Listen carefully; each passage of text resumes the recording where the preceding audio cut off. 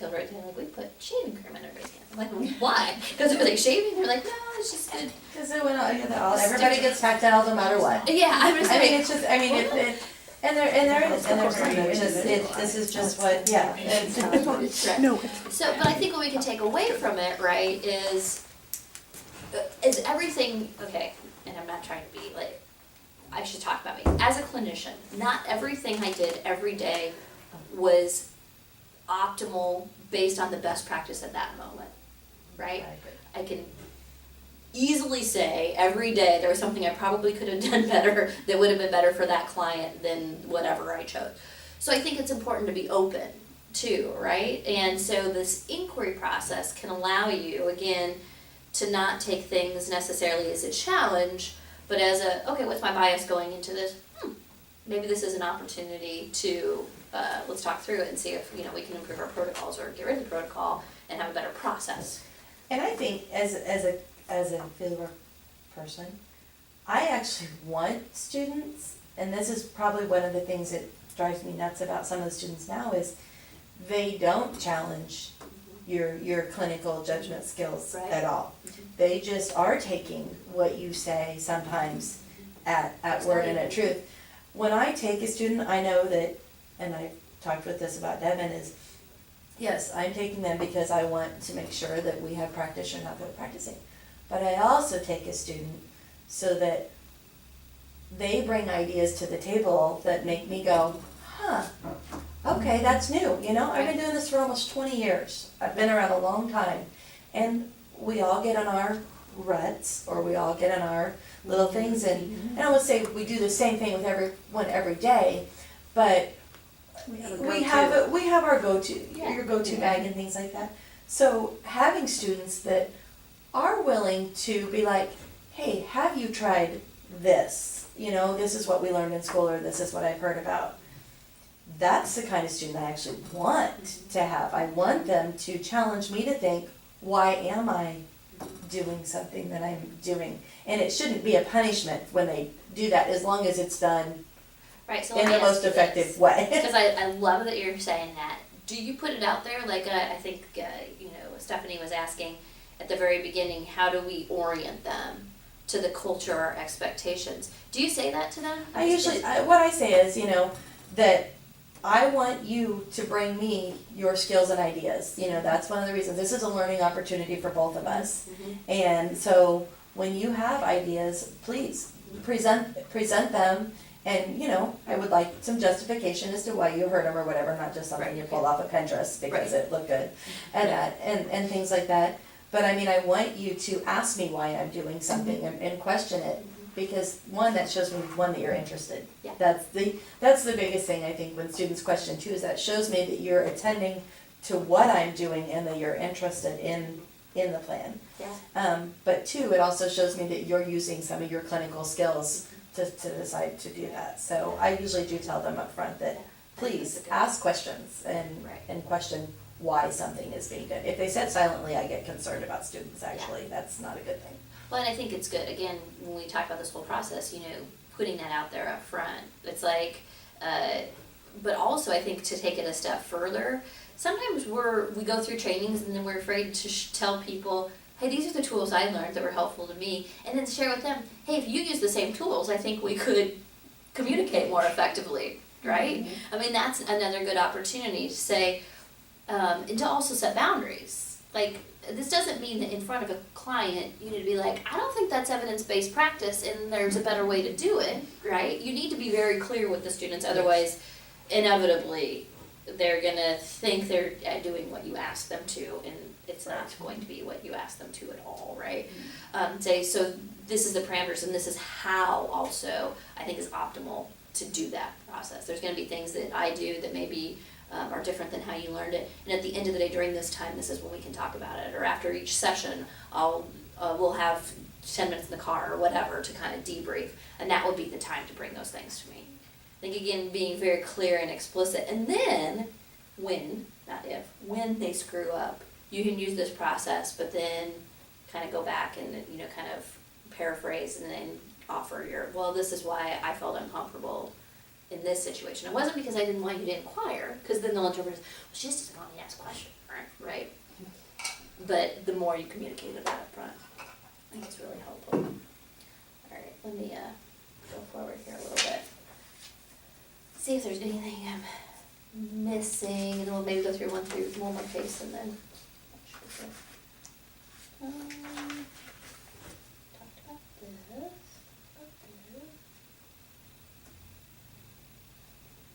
Oh, good, all right. Any of these other cases you guys wanna work through together? Ooh, I wanted to do 3. You guys okay, we can do another one too, but 3 starts off, you're like, yeah, this doesn't look great, but I wonder how you would handle this, because we talked about family conferences. All right, so Jenny's Akota and her student Ray are treating Emily Jones. Emily has a spinal cord injury at T5. OT has made significant progress in her functional abilities at wheelchair level, but there's been limited intervention with her standing to increase endurance. After 10 months, a long time, her insurance informed the family that she had run out of therapy and would no longer pay for it. Her husband was presented with 2 bills totaling $10,000, and they were told she would no longer receive services. This, along with her previous medical bills, has necessitated him taking out nearly $50,000 in loans against their property. Emily is insistent that if she could get more therapy, especially focusing on her lower extremities, she'd be able to get back to work. In a family conference, Jenny informs Emily and her husband that there is really very little more that can be done from an OT perspective, as she has met her BADL goals, and her remaining concerns should be addressed with PT as it's related to standing and endurance. Ray, the student, speaks up, states that he doesn't agree. There are plenty of occupation-based goals which could still be reached with ongoing occupational therapy intervention, and given Emily's need and desire to contribute to family income, he thinks it would be patient abandonment to discharge her now. Later that day, Jenny lets Ray know that she feels he has breached the ethical standard of fidelity, and therefore she will be dismissing him from field work. So he says that in front of The entire family at the family conference. Wow. Yeah. Oh. Ray. Oh, Ray. Oh, Ray. Wow. You know that Well, minimum first of all, standard Ray of needed ethics? to wait before he opened his mouth. Yes, Ray did. Ray needed to just Ray hold preached that. prudence, which is also a core value of our profession. Well, you know, and I also wonder if reading over this and probably having gone into family meetings before with students, you know, prior to going into family meetings with students, I would think that there would be some sort of conversation between, you know, you all and the student. You know, this is new to them. They may not know their boundaries when it comes to these kind of meetings. I mean, their first step, it seems like, would be to observe Yes. silently. Typically, they And ask don't say questions. anything Typically unless they're someone. terrified, Yeah, typically they Yeah. say nothing unless someone pointedly says, I've never had Ray, a it student is say- time to talk now. Yeah, and even then, Still, they're like, oh. I'd rather not, right? Yeah. So yes, I agree with you, that would be optimal. I will just say there was like an ethics consult last week and I broke all my rules, right? Because I was rushing and I was running late, and I normally have this whole boundary conversation before I walk in the room, but it was the only time the whole family was gonna be there, and I set myself up for like the worst, and it was the worst time to break all my rules. Anybody ever have that happen to them? And they didn't prepare, and I had a student with me, and she was thinking, I'm sure she's saying, that was the most disaster, I'm never calling an ethics consult because that was a disaster, right? But I didn't, because I was late and I was rushing and I was trying to be helpful and I was trying not to make it difficult for everybody else. And it didn't work out. So let's just say this was one of those times, right? It was one of those split-second family conference, everybody was there, they just found out insurance wasn't gonna pay, so now they're looking at discharge, like, tomorrow, and your student just started. So what do you do if you're the fieldwork educator and that happens to you, before you make the statement of, you're fired or whatever? Probably as soon as we got out, I would say, do you You realize what you Do you realize what you just did? You realize you will be paying for that therapy now. Oh, God. Oh, my goodness. That A clear really conversation needs to happen. Right.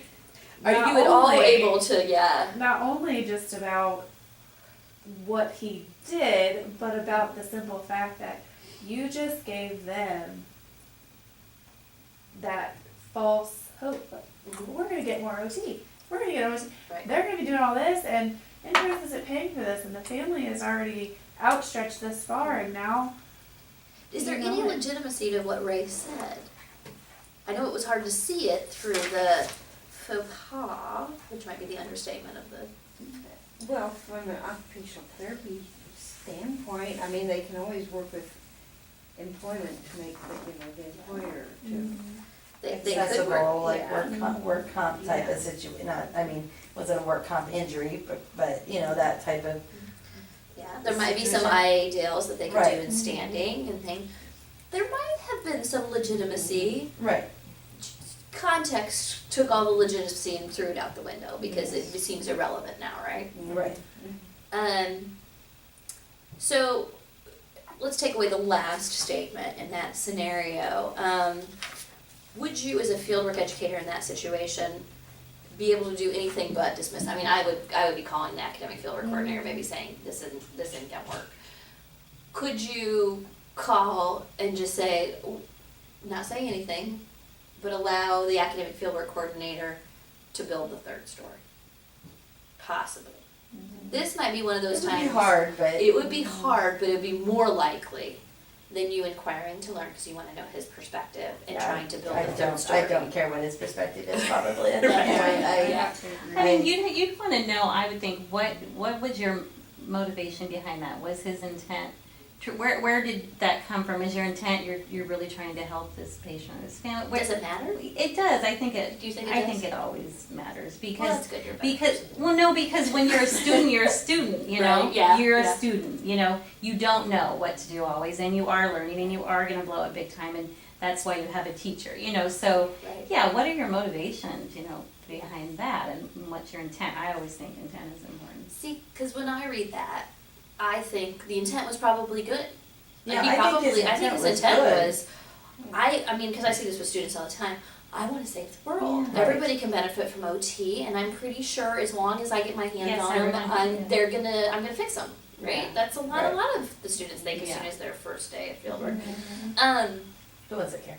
But when going back to, and maybe again this makes me not as good of a person as you, but volition wise, I don't care if that's your intent. I can't believe you just did that to me as your fieldwork educator. I think it's so hard Yeah, for to sure. separate and to also think, What else will you do right, down the road? I mean, trust and- to another, I mean, when I send you in, I don't feel like I could send you in to a family's room on your own after a situation like this. You're not, yeah. Just because I don't know what you're going to say. Yeah, you would have to let the fieldwork coordinator, I feel like, do it, because I think you're broken, your relationship is Yeah. broken yeah, from that standpoint. Mine would be, I'm not gonna even sugarcoat it. right. So, and I think that's, again, knowing yourself is really important. That's why I wanted to do this one, because you might be able to, we're all trying to grow, right? Take a step to see a different perspective. We might be able to grow enough to say, okay, we're gonna talk with your academic fieldwork coordinator, figure out what to do next. But you have to be really honest with yourself too. Is it in his best interest to continue with you? That's where that accommodation, when you're talking about name the dynamic, are you gonna be able to accommodate? Don't feel pressured up to a point to accommodate and take the student back if you aren't gonna be able to re-enter into that relationship within the period of time you need to be able to give him the opportunities and to feel comfortable doing that. And I think that's a very real aspect of what it means to be a fieldwork educator too, is that relationship with the academic fieldwork coordinator. To be able to say, I know this is probably gonna put you both in a bind, but I've gotta step out of this moment in time, what's gonna happen here, and think about long-term consequences, cause I think it could get worse, right? And you don't wanna easily give up. I mean, give it a chance. Give the third story framing potentially that the fieldwork coordinator can do a chance. But you guys always have the option to say no. And I probably did that too prematurely when I was on the management side before I got into academia. I know I did. I was like, I dismissed students all the time. I was like, no, this isn't gonna work. Now I kinda have a little bit more of the, but there's still certainly situations where it's legitimate to say, mm-mm. So reframing, that's why, again, we can only go so far. Reframing, all that, it'll work. These tools, I guarantee you, I really do. If you try them, they'll be like, huh, that was pretty effective, but they won't always work. I mean, that's a guarantee I can't get out. So, it's 2:30, so we're pretty close. Any other thoughts, questions, any other scenarios you guys wanna touch on? Or situations that you had you wanna talk about?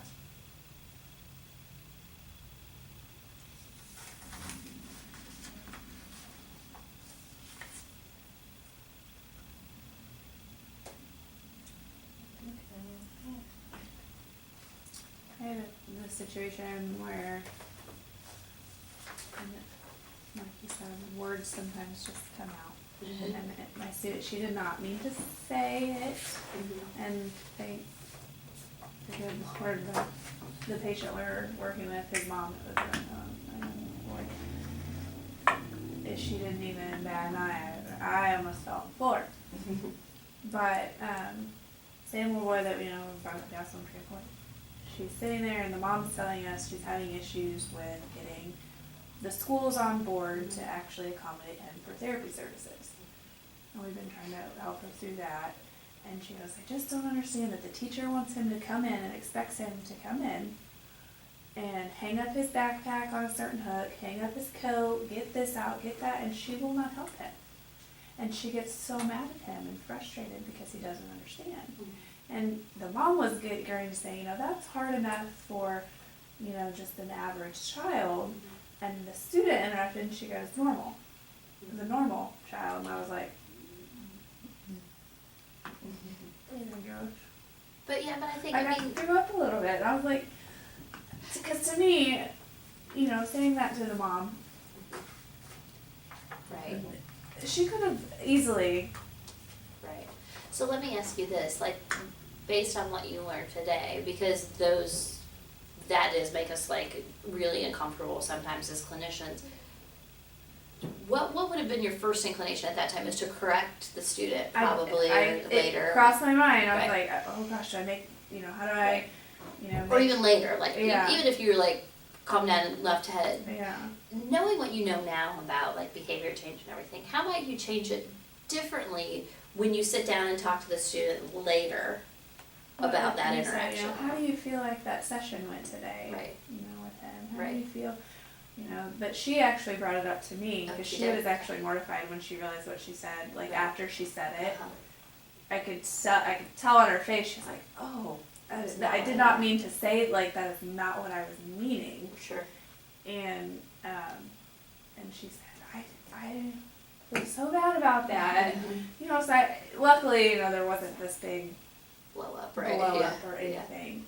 But I have a few moms that Would have might have punched her. Yeah. I mean, I have one that's very, and it could have been bad. Right. Yeah. But she was luckily able to notice it before I even had to bring it up. But like you said, saying that session, how do you feel like that went today? Right. Yeah. let's And talk then about that.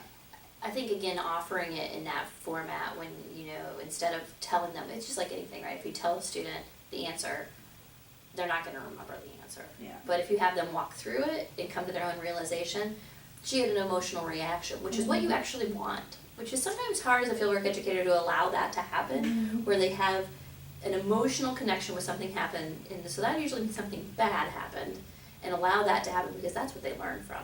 Yeah. Now you hope it's not something like this, Yeah. because then that kind of negates the learning opportunity, because it ends the learning opportunity, at least for you and that student. But again, reframing those situations that you guys will experience as fieldwork educators into actual positive things, and allowing the students to see them as positive, and that will make all the difference in their learning. I think you'll see long term, and in your perception and feeling about how the learning took place, right? So that it Yeah. wasn't just a mistake or something terrible that happened, but Yeah. I'm so glad that happened, because Right. that allowed for this mistake. And and she actually did a level 1 and a level 2 with me, and during the level 1, knowing this now, I'm like, oh, I wish this would have been more, we went to a home health patient, he had a trach. Mhm. She'd never seen a drake before, which is, they're different, you know? Yeah. They can be kind of gross. Yeah. And, you know, he was trying to talk and he didn't have a cap on it, so he'd hold it and he's going, why won't you look at me? And she wouldn't look at him. And she just kind of looked down and he goes, is it because of my trach? And she said, yeah, I've never seen a trach before. And he goes, well, just look at it. It is not as, he goes, I promise it's not as bad as you think it is. And she at first was like, I don't want to look at it. And Wow. he's like, basically he's like, Do it. look at my name. Exactly, yeah. You're gonna look at it. Right, yeah. You know, and that was when we got back in the car and I instantly was like, you cannot, Right. you know, and Right. I could have reframed that way differently. Because at first I was just like, ugh, you cannot talk to these, you know, Yeah. they're just as, you know, like, oh, do people look at me different because I Right. have this trait, I have Right. this, you know. Yeah. So, I mean, but that's good. So let me ask you guys this within the last few minutes that we have. What other tools or what kinds of things would you like to see that are accessible, and was this helpful? Are these the kind of tools that will be helpful moving forward as fieldwork educators, or what are other things, what wasn't helpful, just in general, kind of what are your feelings moving forward? Things that we can do. I guess I've been really fortunate in the students that I've had, because I must have had like some of your top students. Well, good. Well, none of my problem students have been from there, so let's just clear that up as well. None of my issued students have been from State Fair, firstly, because I killed Evan, but, so. I'm sure that was intentional that you guys No, did. yes. I have had some from, what is that, of the North, something, an Independence, North American, something. National American Yes. National University. American University, yeah. And, I mean, and she was a super good student. I felt like their program required, and I haven't seen it from State Fair, but there was, part of the conflict we had there, and I actually called her instructor in, because the amount of paperwork that they had Oh, that's interesting for you. for me to do. Every week. Every week I had to do paperwork, and I've been spending like, what, an hour and a half every week on paperwork before, because I don't work on Fridays, so Thursday I had to spend an hour and a half going over paperwork, and I called her and I was like, by the time she's at this level, we shouldn't be doing this. Right, yeah, no, that's good. And she was like, well, we don't have a way to judge her, and I was like, that's what I'm here for, you know, that's what this evaluation is for. So That's interesting. that was, Alright, well, So it's we- good, it's interesting to always hear about the variability and how different Mhm. programs do field work as well. yeah. They had a, That's the program that also told their students that something went in the O of a certain note and Yeah. said it. yeah, And I I was don't like, even remember, I dude. just don't forget that stuff. What do you mean? Like, Yeah, oh. yeah. Yeah, it's hard when you feel like they're getting different information. So, okay, just totally honest with me. What is the likelihood you would really access a website for training? I mean, so it probably has to be really good content if you're gonna do it. I'm just trying to figure out what exactly that might look like. And if this is just a pipe dream, I mean, you can totally be like, luckily this is not gonna happen, you know? And so carving out the trainings, right, where you would get paid for your day, continuing education, that's one thing, and you get continuing education. I do wanna somehow provide tools though, that are more accessible outside of just a face-to-face training. I think something like that would be beneficial, not so much from my experience, but from one of our PTAs who had a student. And she, up until the day of the final, was under the impression everything was going well and everything, and then the student gave her a terrible review. Oh, And, you know, so, and she wasn't aware of any kind of problem. She wasn't aware of any issues at all until the very end, and she was like, okay, that's a good point. Are there things that you think would be helpful that, like, let's say you did have a student with some issues where you could go, hey, I'm just gonna carve out a couple hours, I need you to sit at the computer and watch this or go through this module. Are there things that you think from that perspective that might be helpful? I think that would be helpful just because we may not always come off as best as we could or should. And sometimes, you know, if they will actually watch something, or they might actually listen and it doesn't come off as harsh or, Right. oh, my fieldwork educator, she doesn't like me and I'm gonna fail and, you know, and then they're weird and awkward around you and, Right. you know. Do you think it's communication techniques? Do you think that's what they're lacking, or what do you think? I don't know. I think some of it's I think some of it's communication. I think it's just that inability to, how do I say that?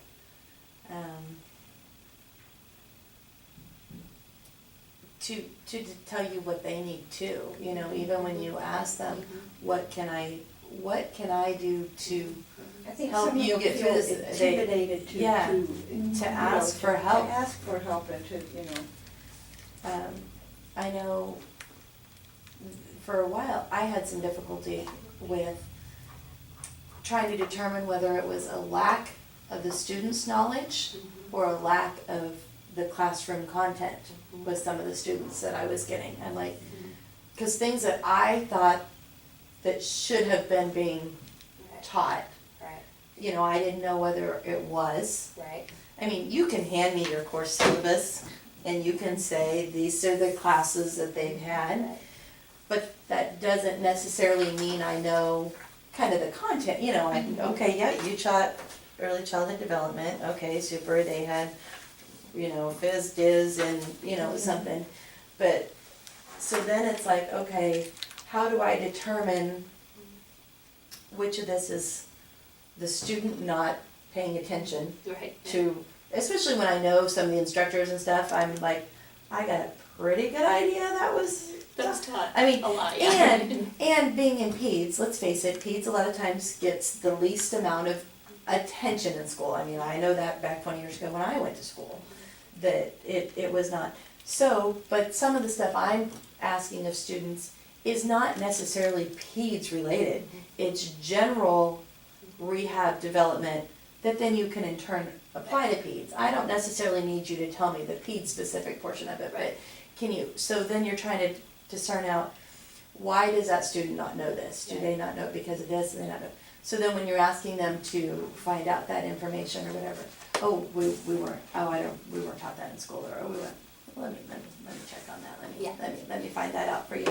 But having that ability for them to say, you know, we didn't get a lot of sensory in school. Is there anything you can provide to me that I could go home and study and research, you know? Just them having those skills. We are not gonna bite your heads off. Right. If you ask me a question about wanting to know something more about my practice, you know, how we practice, that to me says, I like I said earlier, I want to learn. And it shows interest, It's- that they're yeah. truly interested. So They're not I just think getting they're a page. scared sometimes because if they ask, could you give me some resources for sensory, then I automatically think you don't know anything. No, Yeah. that just tells me you're wanting to know more so that you can be better in that area. And it's interesting that you say that, because in some ways, we might set them up to be fearful unintentionally, right? Well- Because I distinctly remember some, and now I'm rethinking how I've approached certain situations to prepare them for field work, right? Because we've had situations where students like told their fieldwork educator they never were trained in a transfer. I was like, what are you talking about, right?